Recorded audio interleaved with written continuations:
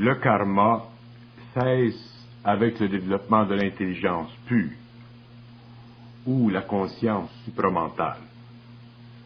Le karma ou la loi de retour cesse d'avoir une influence sur la vie de l'homme lorsque ce dernier commence à vivre de son intelligence réelle. La loi de retour n'est pas éternelle. Elle doit cesser un jour ou l'autre. Dès que l'homme est soulagé de cette loi, il n'est plus sujet à la souffrance liée à ses vies antérieures.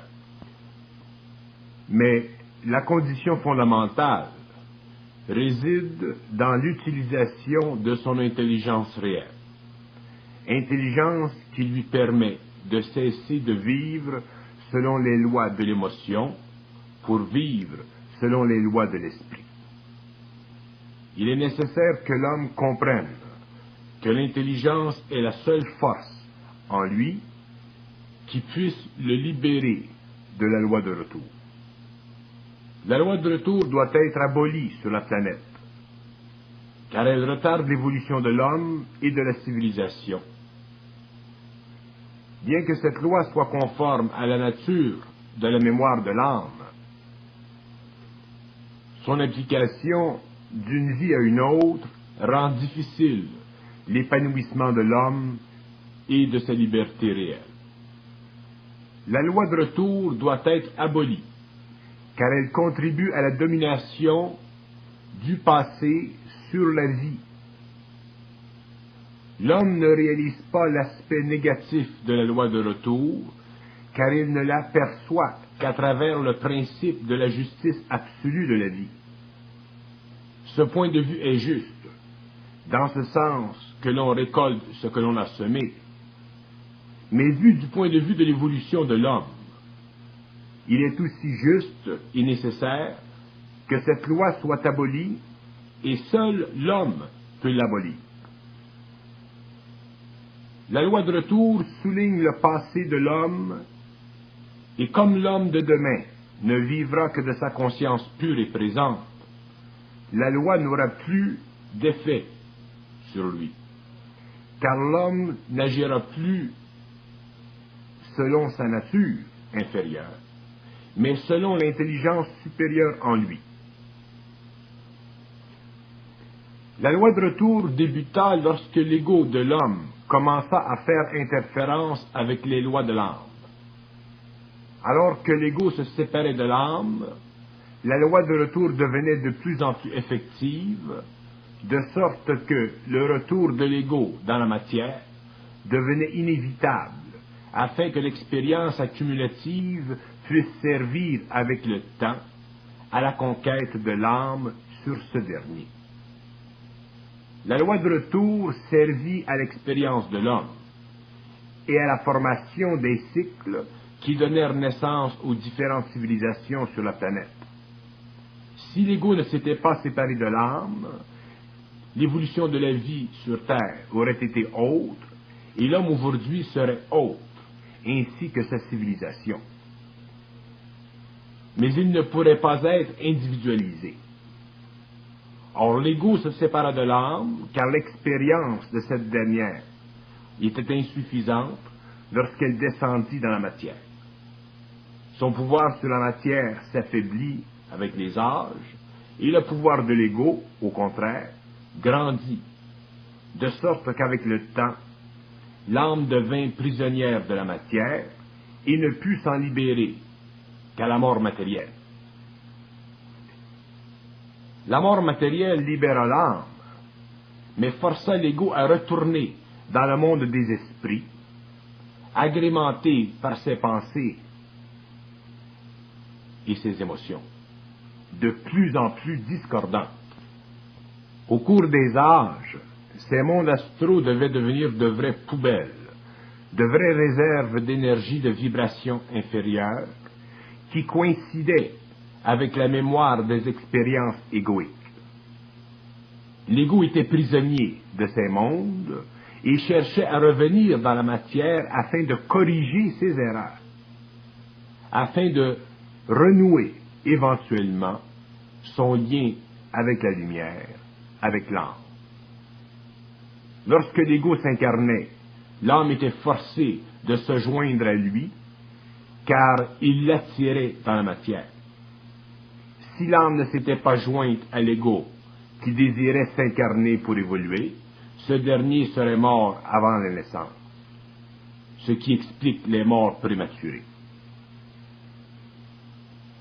Elle reflète le manque de désir de l'âme de s'unir à l'ego, qui veut s'incarner afin de vivre une expérience nécessaire dans un temps quelconque.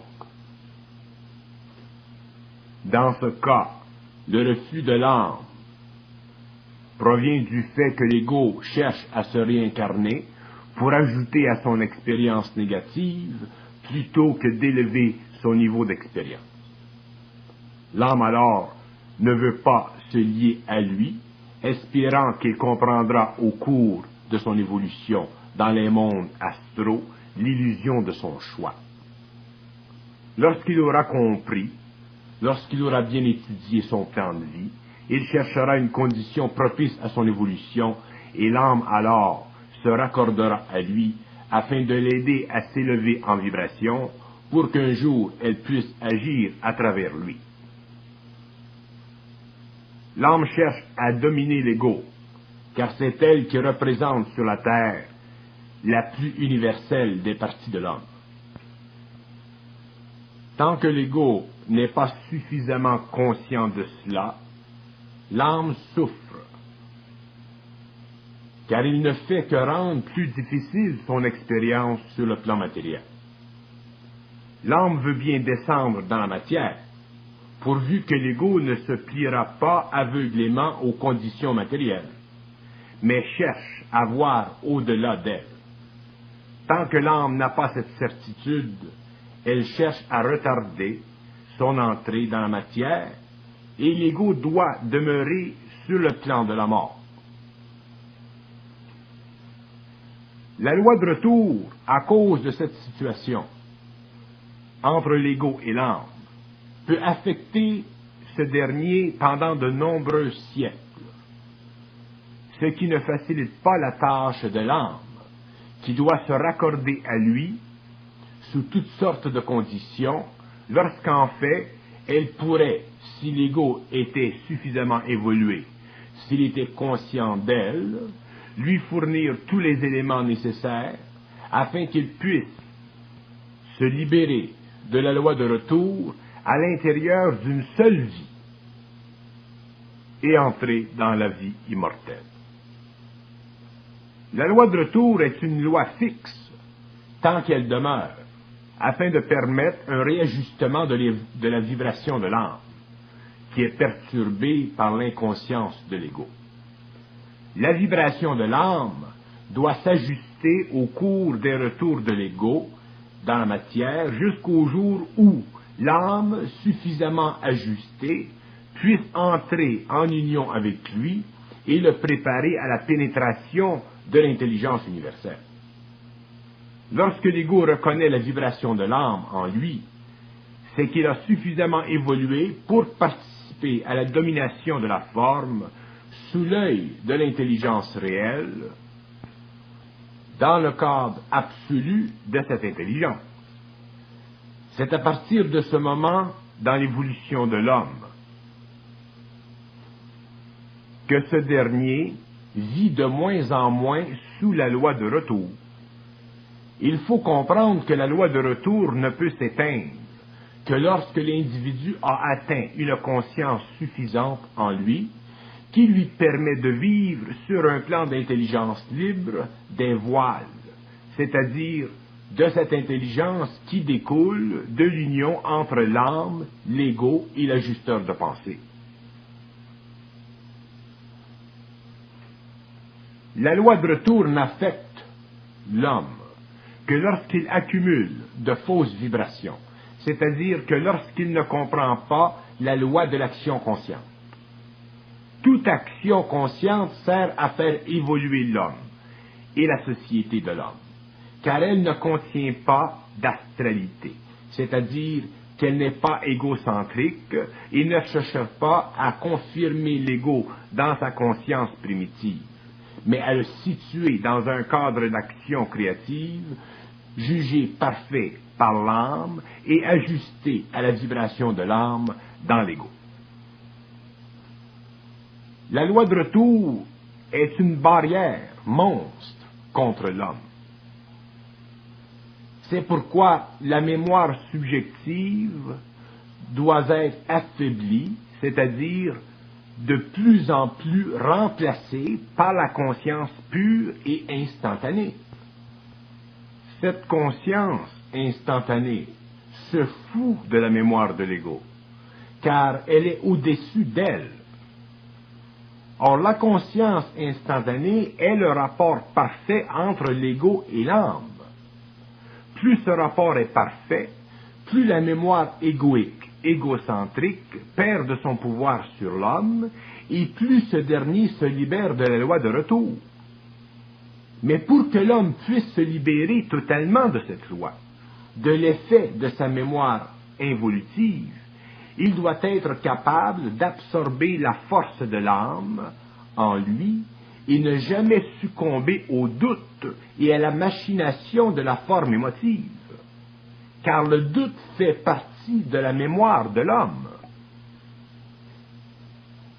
Si l'ego est assez solide pour supporter l'action de l'âme, il subit en lui-même la destruction subjective de sa mémoire, qui est le siège de la loi de retour. C'est pourquoi il est si important à l'ego de savoir que les formes sont des pièges liés à son manque d'expérience, c'est-à-dire liés à une forme ou à une autre d'inconscience, et c'est de ces formes qu'il est prisonnier et qu'il vit des actions susceptibles de le rendre passible de la loi de retour. La loi de retour n'est pas une loi cosmique, mais une loi planétaire. Et toute loi planétaire doit être éventuellement abolie afin que l'homme puisse vivre cosmiquement, c'est-à-dire universellement.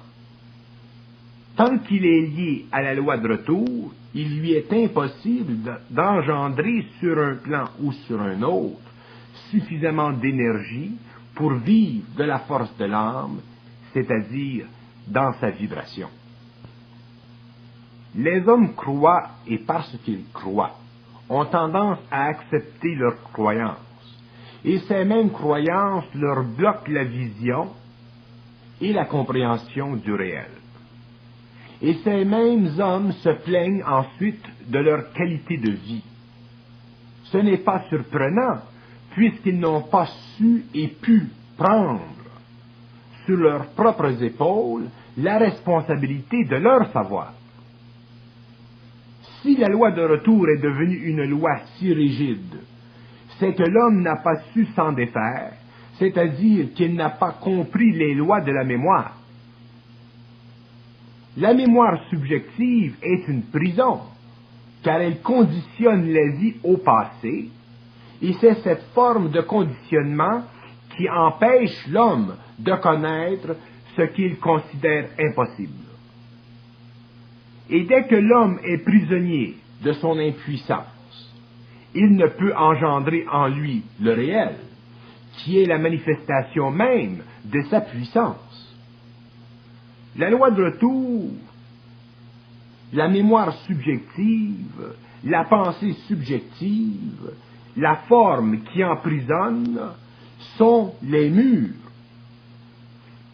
de l'ego, ses limites qui le mènent à la mort certaine. La loi de retour découle de l'ignorance et de la crainte de l'ego. Et tant que ce dernier se terre dans cette crasse de vie, la loi continue à opérer contre lui, car elle le ramène à son impuissance, c'est-à-dire qu'elle ne lui permet pas de se servir parfaitement de la volonté et de l'intelligence pure en lui, ou de sa volonté intelligente. La loi de retour est une loi nocturne. Ceci veut dire qu'elle n'est pas alimentée par les forces solaires, mais par les forces lunaires.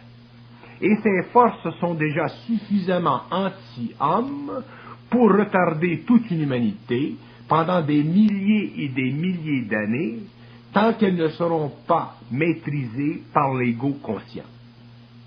Mais l'ego est tellement faible de volonté qu'il a de la difficulté à se séparer de sa mémoire. Et ce n'est que lors de son évolution vers l'intelligence réelle qu'il est enfin libre dans sa volonté et peut déchirer le voile du temps, le voile qui l'empêche de savoir. L'ego se doit d'abolir la loi de retour, et seul l'ego peut le faire. L'âme ne peut le faire pour lui, car l'âme n'est pas sujette aux lois planétaires. Seul l'ego peut accroître en lui le pouvoir vibratoire, c'est-à-dire développer la résistance mentale et émotive qui lui permet de détruire la mémoire intellectuelle et neutraliser par le fait même la mémoire astrale ou la mémoire des émotions. Car c'est à partir de la mémoire astrale de l'homme que se forment les conditions de son retour. Or, les actions astrales de l'homme, les actions qui sont criblées d'émotions, si elles sont positives, créent une mémoire positive, et si elles sont négatives, créent une mémoire négative. Mais que la mémoire soit positive ou négative, elle demeure une condition d'involution, car toute mémoire astrale s'alimente que de ce qui est égocentrique.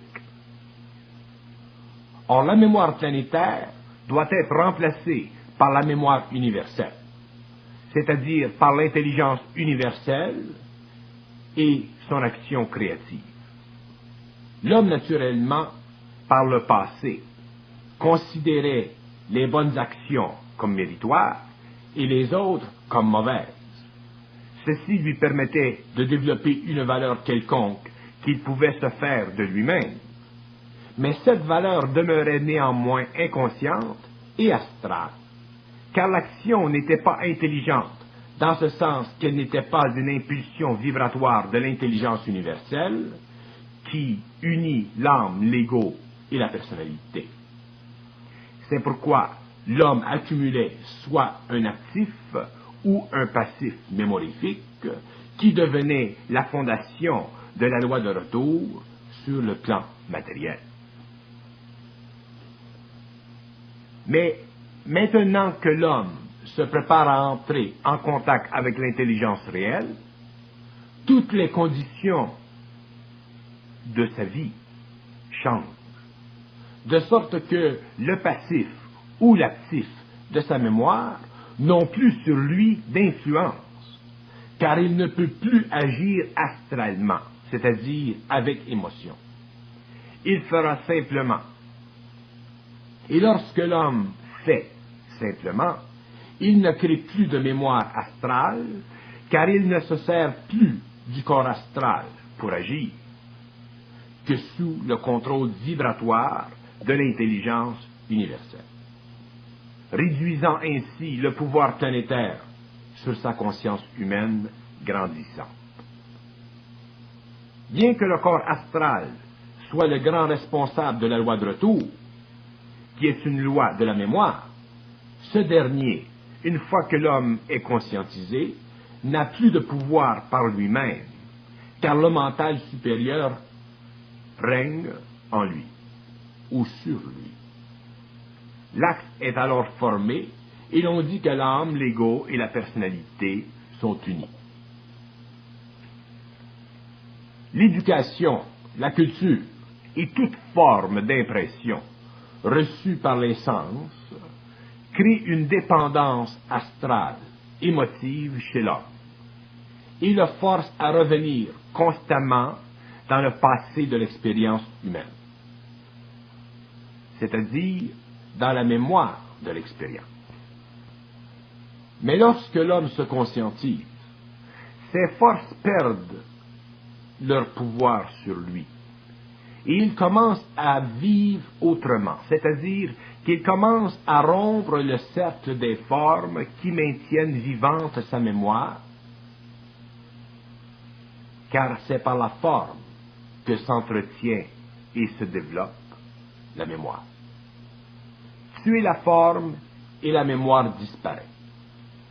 Mais l'homme ne comprend pas encore ce que veut dire mémoire. La mémoire subjective est une catégorie de forces vibratoires qui emprisonne l'esprit et qui empêche l'homme de se réaliser librement dans l'instantané de l'intelligence pure et universelle. Dès que cette mémoire est affaiblie, l'esprit de l'homme grandit et la loi de retour perd de son pouvoir sur lui, car l'homme agit dans l'instantané, ce que vous appelez le présent. Un des aspects importants de la loi de retour relève du fait que l'âme ne cherche qu'à évoluer et que tout lui sert. Mais l'ego, lui, une fois conscientisé, en a marre de l'évolution de l'âme, c'est-à-dire qu'il ne veut plus souffrir. C'est ici que se situe le combat entre l'ego conscient et l'âme qui veut et qui ne cherche qu'à évoluer. La seule protection de l'ego contre la souffrance à ce stage est l'intelligence universelle en lui et la volonté universelle. L'homme a de la difficulté à comprendre le rôle de son âme. Il a l'impression que l'âme est majeure en lui et qu'il lui doit tout, c'est-à-dire que sa vie en dépend inconditionnellement. Sa vie, c'est-à-dire l'esprit de sa vie, dépend de l'âme, car elle est le soutien atomique de l'homme. C'est l'âme qui énergise atomiquement l'homme. Mais l'homme est un être en devenir, c'est-à-dire que sa conscience doit et peut s'élever au-dessus de la conscience atomique et se vitaliser, c'est-à-dire devenir l'expression de la volonté, de l'intelligence et de l'amour universel. Or, ces principes sont cosmiques et universels, et c'est de ces principes que doit vivre l'homme. Lorsque ces principes sont vécus consciemment, le pouvoir atomique de l'âme est transféré du plan universel au plan humain, et l'homme n'est plus dominé par l'âme, mais la domine, car il est dans la lumière. C'est pourquoi il est essentiel que l'homme comprenne les lois de la forme, car lorsqu'il les connaît, il ne peut plus être soumis aux lois de l'énergie, c'est-à-dire aux lois de l'âme. Il est loi et l'énergie lui obéit. La loi de retour découle de l'ignorance. Elle retarde l'évolution de l'humanité, car l'homme est porteur du passé. Or, le passé est la mémoire de l'homme, consciente ou inconsciente, et cette mémoire doit être annihilée.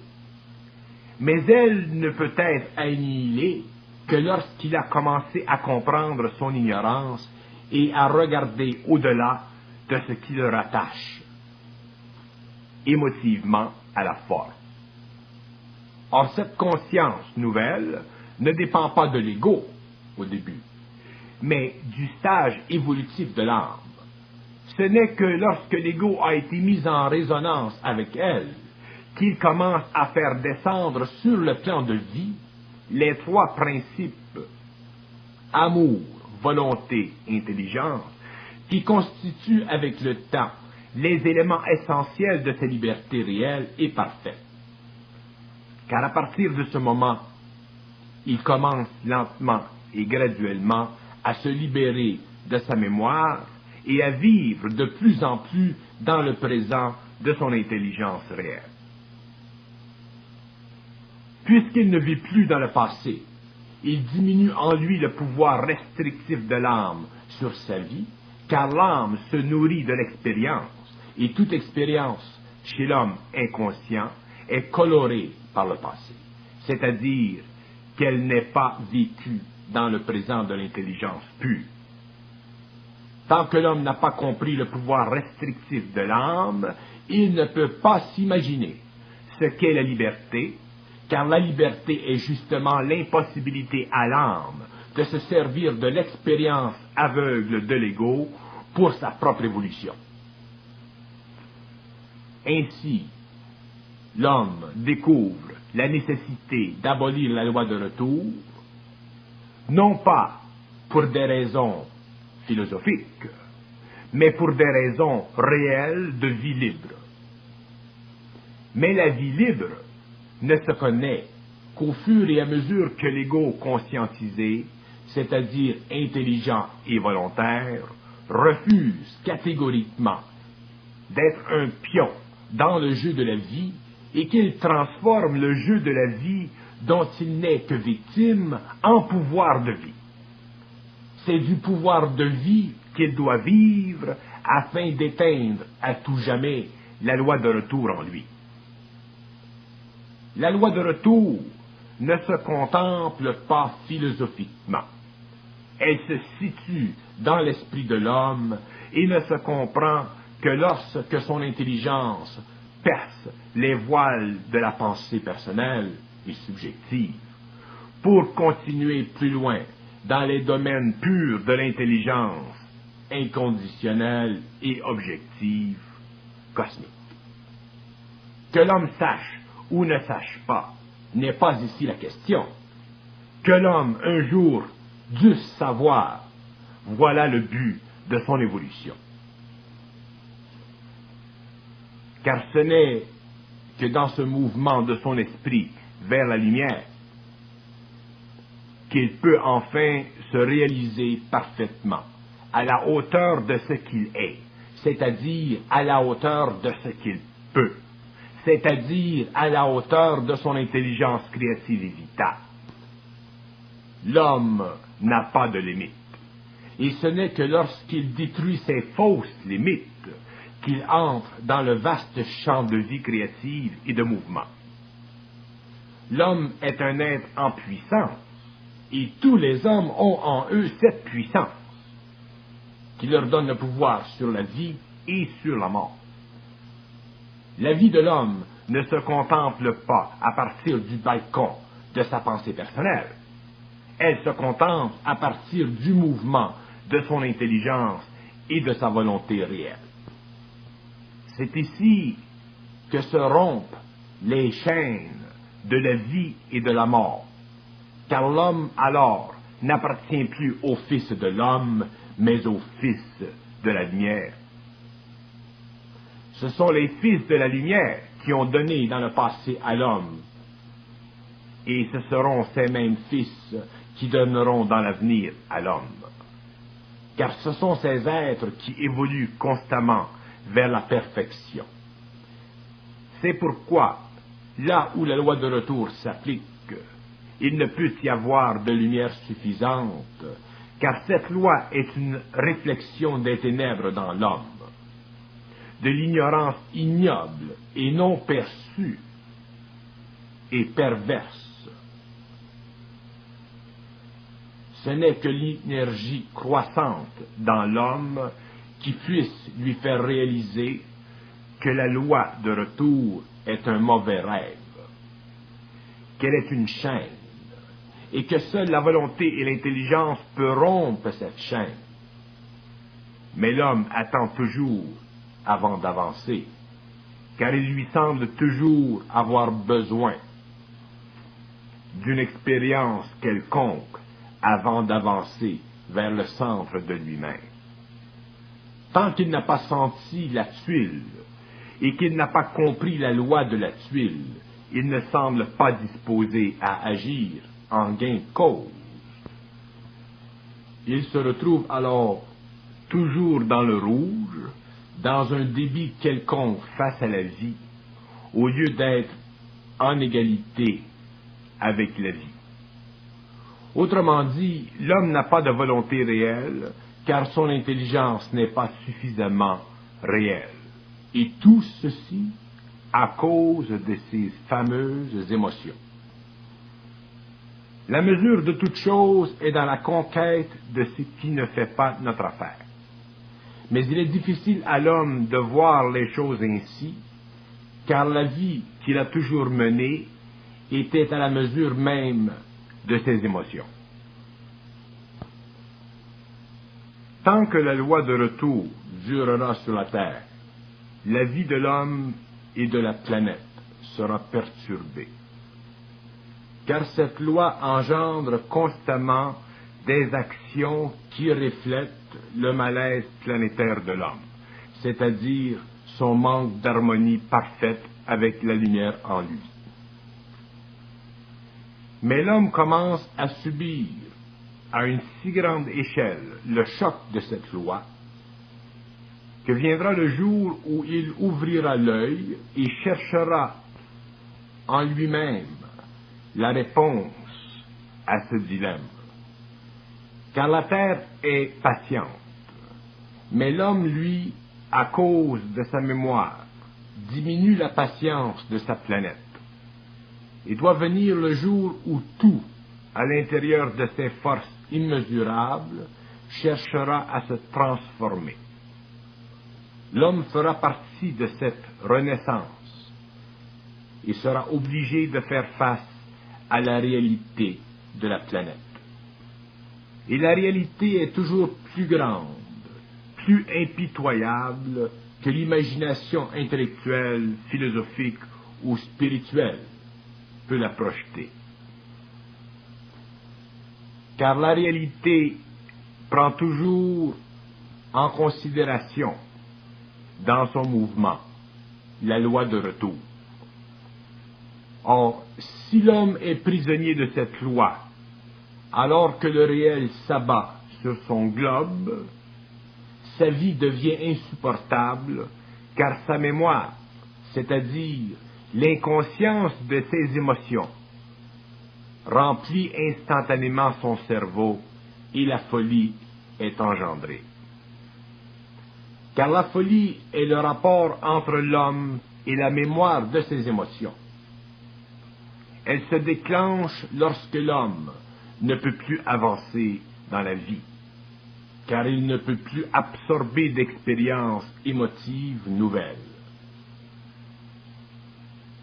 La loi de retour cherche à contenir l'homme, à le limiter. Elle est progressive expérientiellement, mais elle est retardataire cosmiquement. Car un jour ou l'autre, l'homme doit dominer l'énergie de l'esprit afin de construire un monde nouveau. Il est évident que l'homme ne peut agir cosmiquement que lorsque sa vie planétaire se transpose sur un plan d'évolution plus vaste où l'expérience de l'ego, l'expérience égocentrique n'est plus nécessaire, puisque toutes ces actions sont le produit de la lumière en lui qui est devenue canal. Mais la loi de retour est puissante. Elle est indomptable tant que l'homme n'a pas mis pied ferme dans son intelligence. La puissance de la loi ne peut être rivalisée et dépassée que par la puissance solaire dans l'homme. Et cette puissance solaire se situe dans son mental supérieur, là où l'émotion et la pensée subjective qui la fait pulser en lui n'ont pas de pouvoir, n'ont pas de prise. Tant que l'homme n'aura pas compris la nécessité de détruire les chaînes de la loi de retour, il n'aura pas compris pourquoi il est sur la terre. Car la terre matérielle n'est pas le lieu final de l'homme incarné. Elle est simplement le très long tremplin qui mène à l'éther, c'est-à-dire à un monde et à un mode de vie qui ne peut être connu que lorsque le passé n'a plus d'effet sur le comportement de l'homme, c'est-à-dire ce passé qui n'est plus enregistré dans les actions présentes de l'homme. La loi de retour est une loi de très grande envergure, dans ce sens qu'elle détient la bourse de toutes les dépenses d'énergie imparfaites sur le plan matériel. Cette loi représente la plus grande et la plus inimaginable des constructions de plans de vie dans l'univers. Elle détermine dans les moindres détails les rapports futurs entre l'homme et sa souffrance planétaire.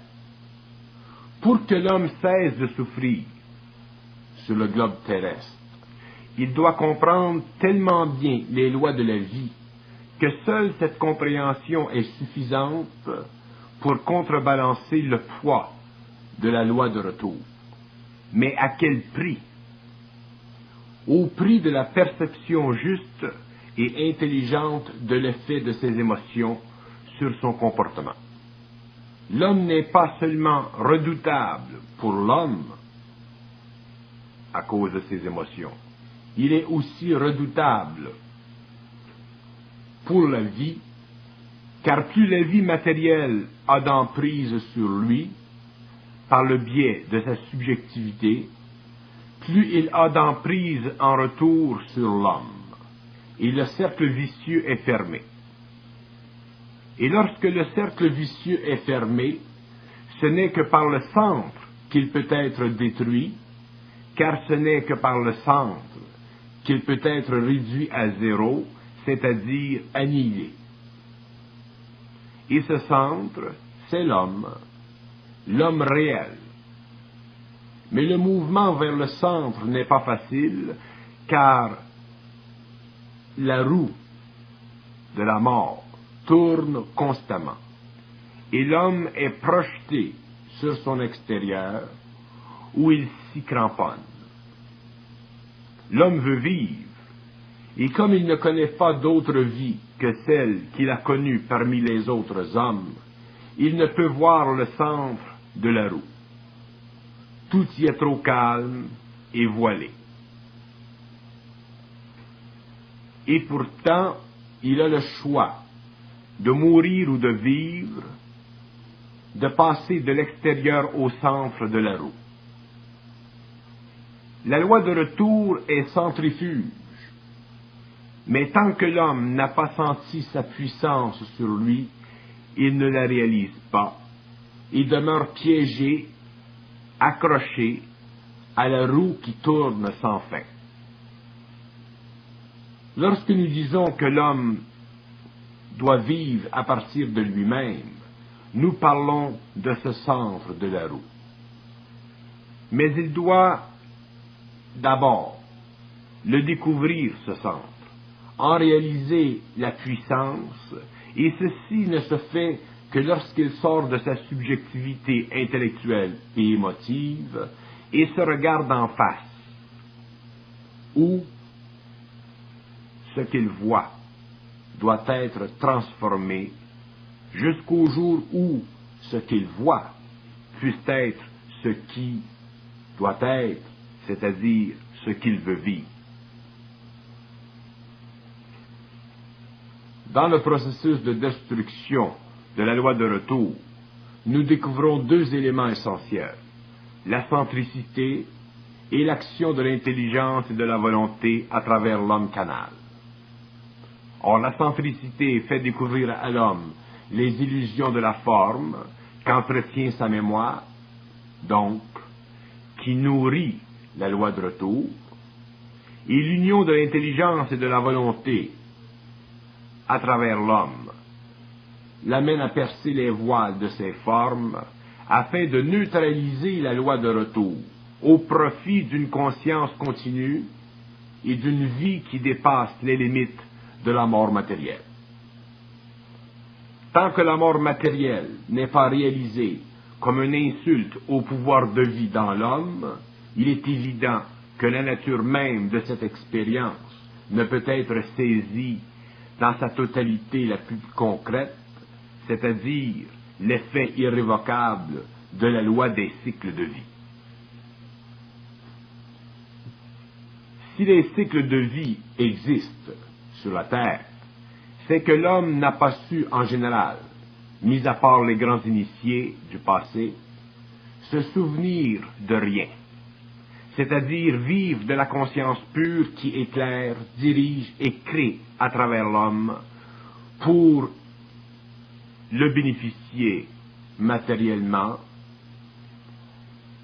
et le bénéficier immatériellement sur le plan des mondes de lumière qui plongent les racines de leur réalité là où la matière cesse d'être maintenue en équilibre par les forces de gravité planétaire et les forces internes de l'atome. La loi de retour est semblable à la loi du fisc. Elle est inviolable tant que l'homme y est assujetti. Ce qui est le plus difficile dans l'expérience de l'ego, c'est de réaliser que tout ce qu'il est, mentalement et émotivement, n'est pas de lui, de son centre, mais de l'extérieur de lui, et qu'il peut changer tout ceci s'il s'arrête à un moment donné pour percevoir ce petit point de lumière en lui qui veut bien lui parler s'il veut bien entendre. Mais l'ego est tellement passionné de sa mémoire qu'il craint que le petit point de lumière ne la lui fasse perdre. Alors il baisse le rideau et reste à la noirceur. Tout est alors fini pour lui, car la loi de retour demeure active en lui. Mais s'il maintient ouvert le rideau de son esprit et regarde le petit point de lumière, ce point grandira et bientôt il verra bien que le petit point est très intelligent et n'a pas besoin de sa mémoire pour créer en lui une vision réelle des choses. À partir de ce moment, la loi de retour commence à reculer devant lui et bientôt ne peut plus l'atteindre, car il perd la mémoire émotive et intellectuelle de ses actions. De sorte que, au lieu d'enregistrer dans les annales de sa mémoire astrale, elles enregistrent dans les annales de la mémoire cosmique, et lui, en tant qu'être, n'a plus de responsabilité égocentrique liée à ses actes, car ses actes ne sont plus ses actes, mais l'action des trois principes unis en lui qui déterminent dorénavant la courbe de son évolution. Tant que l'homme ne déchire pas le voile de son obsession avec l'émotion, tant que la souffrance n'engendre pas en lui suffisamment d'énergie dont il peut se servir pour déchirer froidement ce voile, il en est prisonnier et tout son passé se réfléchit dans son présent. Si le passé de l'homme se réfléchit dans son présent, il n'est pas dans l'énergie de la vie, mais dans l'instance graduelle de la mort matérielle. Il naît pour mourir, au lieu de naître pour un monde qui est étranger à la loi des cycles de vie. Nul autre que lui-même peut se lier, et nul autre que lui-même peut se délier. La vie, c'est la vie. Et rien de la vie ne se rencontre dans le couloir étroit de l'existence. La vie, c'est l'énergie. L'existence, c'est l'imagination de l'énergie.